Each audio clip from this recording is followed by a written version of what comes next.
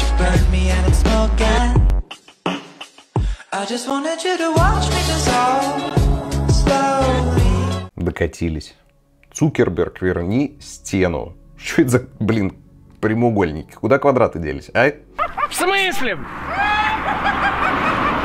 Итак, у многих пользователей лента преобразилась. И галерея, состоящая из каноничных, квадратных, всеми любимых фото, стала вдруг вертикальной. Фе. Разумеется, пердаки многих начали полыхать. Типа, зачем? А почему? А, собственно говоря, мы вас не просили, а вы нам это выкатили. Но это еще один звоночек к тому самому беспросветному будущему с контентом, который сожрет наш мозг. И все деградируют в био-йогурт. Не ссать, ребят, не все так плохо. Сегодня расскажу об этом обновлении, а также о том, как грузить фотографии, как их подготавливать в фотошопе для того, чтобы сохранить максимальное качество в обновленной версии в Инстаграме. Сразу спойлер, поменялось не так много всего. А если быть точнее, ничего не поменялось. Самое главное, мы поговорим о будущем, о том, что нас ждет с будущими обновлениями Инстаграм, потому что там все не так радужно. В общем, заваривай печеньки, наливай чаек и давайте разбираться. Поехали. Для начала FAQ. У меня остались квадраты в ленте. Как обновиться? Если у тебя до сих пор квадратики, наслаждайся и просто подожди. Обновления прилетают не сразу на все аккаунты. Это происходит лавинно. Сначала проверяют на небольшой выборке, а потом постепенно обновление становится доступным и для других. Это все происходит автоматически, просто подожди. В каком разрешении грузить фотки теперь? Может быть, с прошлого обновления размеров файлов они улучшили серваки? Сейчас. Они с прошлого десятилетия не могут на официальном сайте изменить мануалы. Там до сих пор написано, что ограничение 1080 пикселей по горизонтали. Правильный ответ 1440. Поэтому подготавливайте свои файлы в разрешении большим, чем 1440 точек по горизонтали и 1800 точек по вертикали. Лично я сохраняю готовые фотографии в разрешении 2000 точек на 1600 точек. Их я нарезаю через обновленный PSD файл с каруселью, состоящий из 20 слайдов. Кстати, экшен по автоматической нарезке карусели на 20 слайдиков вы можете скачать у меня в телеграм-канале, это абсолютно бесплатно. Я просто накидываю фуллы в эту карусель, объединяю все слои, накидываю немножко резкости и зерна через модуль Camera Raw и запускаю экшен. На выходе я получаю 20 слайдов с разрешением 2000 на 1600 пикселей. 2000 пикселей отлично даунсэмплится до 1800 пикселей. И при этом оригинальный файл 2000 точек может спокойно использоваться для публикации Stories, которые в свою очередь ограничены разрешением 1920 точек по длинной стороне, что опять же вкладывается в рамки вот этого изначального файла 2000 пикселей по вертикали. Как итог, мы получаем отличное качество без каких-то сильных рассыпаний. А когда завезут более высокое качество?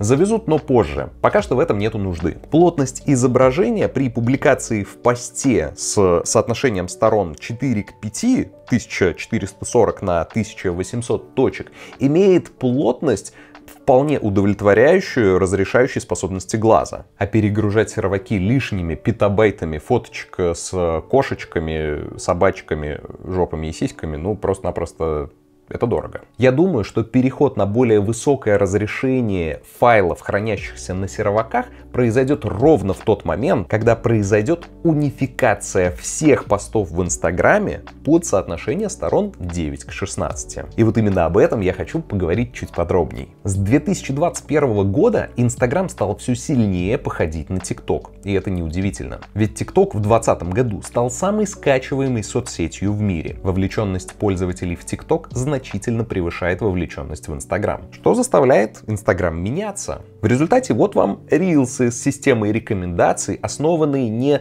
на ваших подписках, а на ваших предпочтениях. Инстаграм сам делает какую-то определенную выборку, основываясь на ваших предпочтениях, и даже неизвестных вам авторов продвигает в ленту. Тут вам и котики, и сиськи с жопами трясущимися. Да, я прекрасно знаю, что система рекомендаций основана на твоих личных предпочтениях. И так как я люблю сиськи с жопами, да, они мне демонстрируются регулярно. В общем, весь контент является максимально простым и нацеленным на вырабатывание быстрых эндорфинов и подсаживающим на крючок, с которого достаточно сложно слезть. Просто поймайте себя на мысли: Сколько времени вы тратите на просмотр рилсов, просто вот листая перед сном. И с высокой долей вероятности вы не сможете сказать, какую рилсину вы посмотрели, там, не знаю, 3-2 минуты назад. В любом случае, вовлеченность в приложение повышается, рейтинги растут, бабло капает в карман, инвесторы счастливы, но бабла много не бывает и всегда хочется больше. Инстаграм принадлежит компании Метод, которая запрещена на территории Российской Федерации, является экстремистом и так далее. Тополя — это компания американская.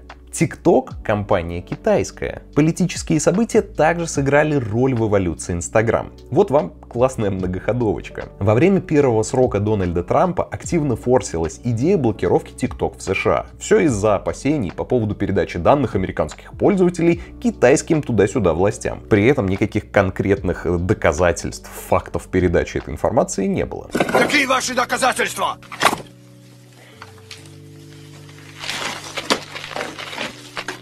Явки, пароли. Ну и в результате эта тема с блокировкой немножечко замялась. До апреля 2024 года, когда Байдена дожали, и он подписал закон о принудительной продаже или запрете ТикТока. В итоге, 19 января, за день до инаугурации Трампа, ТикТок в США действительно заблокировали. Просто вспомните, как бомбили просто пуканы. Меня тошнит от этой доброй... Однако через 12 часов блокировку сняли, и там у них даже на экране высветилось сообщение, что спасибо, Дональд Трамп, что разблокировал, помог сохранить его, в общем...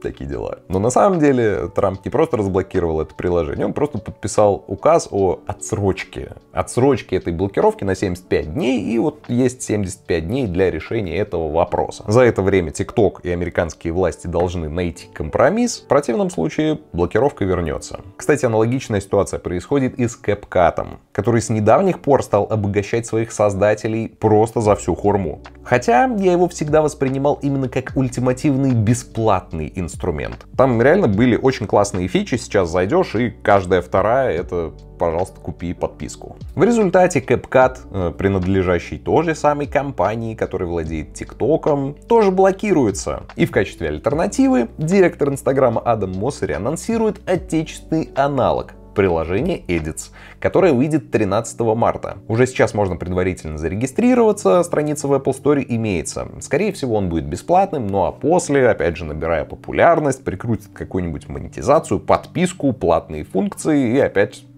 денежки приходим в карман. Либо китайцы продают часть ТикТока американцам, либо Инстаграм становится ТикТоком. Об одном можно говорить точно. Вне зависимости от того, заблокируют, либо купят американцы часть ТикТока, Инстаграм пойдет по пути развития ТикТока. Вертикальные видео под формат телефона, который лежит у вас в руке с соотношением сторон там 16 к 9, точнее 9 к 16. Вот что нас ожидает в ближайшем будущем. Рилсы, завлекающие нас все больше, имеют именно формат 9 к 16. Nikon, Canon, Sony. Но, как видите, качество контента пока страдает. Откройте окно рекомендаций. Рилсы 9 к 16. Если вы отправите публикацию из ленты с фотографиями формата 4 к 5 кому-то в личные сообщения, откройте их, они отобразятся на всем экране с обновленным UI именно под рилсы в формате 9 к 16. Изменения происходят не сразу, аудиторию нужно плавно подготавливать к таким переходам. С недавних пор лента перестала быть квадратной. А о пользователях, для кого квадратная сетка — это канон визуального стиля, вы подумали? Следующим шагом, я уверен, ребят, это будет лента. Сейчас она плавно скроллится с заполнением постов с разным соотношением сторон. И эта лента, это же тоже своеобразная фишка Инстаграма и его первобытная функция. Еще с тех пор, как только он появился. Да, это немного неудобно, приходится по несколько раз пролистывать, выравнивать этот контент. Иногда ты перелистываешь чуть больше, чем нужно, возвращаться назад. Но все равно это фишка Инстаграма, я люблю ее. Но с учетом курса наподобие ТикТока, эта лента исчезнет. Скорее всего, будет ровно как в ТикТоке. Вы видите Reels, фото, галерею, видео на весь экран, делаете легкое движение, и у вас пролистывается совершенно на новую страничку. Иногда в этой же самой ленте которая плавно пролистывается, вы можете встретить фотографии, фотопосты с разрешением 9:16. То есть технически это уже доступно, просто это делается, когда вы создаете в рекламном кабинете Facebook рекламную публикацию, и 9:16 можете вылезти только в качестве рекламы. И это значит, что Instagram уже технически готов к отображению унифицированного контента, даже статичного, в соотношении сторон 9:16. Именно этого я и жду. И такой переход будет абсолютно логичен. Конечно, пользователям будет предоставлен выбор, в каком соотношении грузить фотографии, то есть не обязательно вам нужно будет грузить фотографии строго разрешением 9:16. Нет, вы также сможете грузить 4:5, просто будут появляться черные полосы снизу и сверху, как это было раньше. Старые посты, как и раньше, будут отображаться с черными полосами сверху и снизу. Но все равно это интересно, что появится такая возможность фигачить full-size картинки. Мне кажется, это здорово. И тут технический нюансик. Соотношение файла 4:5 имеет разрешение 1440 точек по горизонтали, 1800 точек по вертикали, и при переходе на разрешение Full HD, то есть 9:16, 1080 точек по горизонтали, это будет маловато. Скорее всего, они уже обновят серваки для того, чтобы хотя бы сохранить разрешение по горизонтали 1400 точек, и тогда разрешение по вертикали будет увеличено до 2000, сколько там, 2560 точек. То есть, грубо говоря, до разрешения 2К. Ну а если они увеличат разрешение фото до разрешения 2К, то логично, что будет также увеличено и, возможно, и видео. Придумают какой-нибудь кодек на 2К разрешение, и опять же детализация видео увеличится. Это чисто мои догадки. Пишите в комментарии, что думаете по этому поводу. Вообще, на какой курс встал Инстаграм? Инстаграм-оток, ТикТока, Инстаграм. Мне немного грустно становится от того, что формат длинных роликов, вот таких поболтушек на Ютубе, он постепенно изживает себя. Сейчас все переходят на короткие рилсы по минуте, по 2 минуты. И это грустненько. Я сам консерватор, я вместо там 100 рилсов лучше посмотрю какой-нибудь часовой ролик на ютубчике. Но полностью отказаться от них, конечно же, сложно. Перед сном вот ты сидишь такой и листаешь вот эту всю хрень, которую абсолютно моментально забываешь. Дуреем, тупеем понемножку. Поставьте лайк этому видео, ребят. Подпишитесь на канал, поддержите вымирающий тип контента, когда мы могли просто вот так вот сидеть по душам, болтать. Прикольно же было. Есть. Надеюсь, и будет. Увидимся.